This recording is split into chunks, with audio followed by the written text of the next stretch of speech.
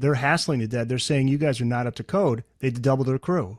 Yeah, that very famous Europe 72 tour. They hit Munich, and the fire marshal and the fire brigade were like really hassling the crew when they were setting everything up. They were like looking at the manifest of gear, like the inventory that they had with them, asking all these questions about like how much power they're going to be using and so forth.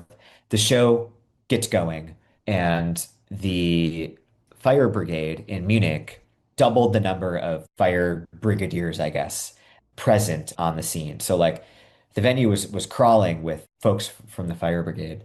They were backstage, they were standing on the stage behind the back line, which was like kind of a no-no at the time. They were out in the crowd, and supposedly some of these fire brigadiers had buckets of sand to like snuff out fires, right? So they were convinced that the Grateful Dead were like using up so much power through this like crazy electronic beast that they were going to set the venue on fire, right? So as the show got going, on top of one of his amplifiers, he had like a big hash joint, right? That he was Well, it was the exact wording from the book, a huge, fat, badly rolled hash joint. There you go. Huge, badly rolled hash joint. So, and that was like sat on top of his amplifier.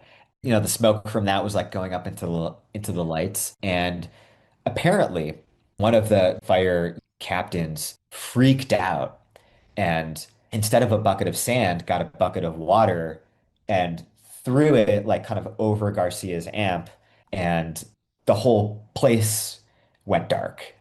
The audience in response started, lighting matches, right? In the darkness, and that like pissed off the fire captain even more, right? So eventually they got the power restored to finish the show.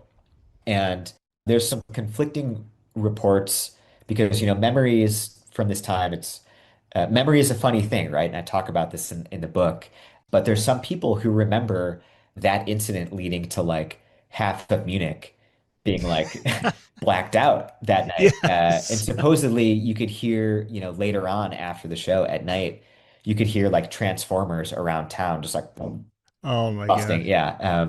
So that sort of thing was just sort of illustrative of the dead being way out on the edge, insisting that they do everything their own way. And, they knew they couldn't rely on some of these old, decrepit European venues to like supply enough power. So what they would do is they would clamp into the main city, like the municipal line, which is crazy. They would like drill down into the ground and like clamp on to like get enough juice, right? There's all sorts of stories in the book about like, close calls like that, and everything was electric.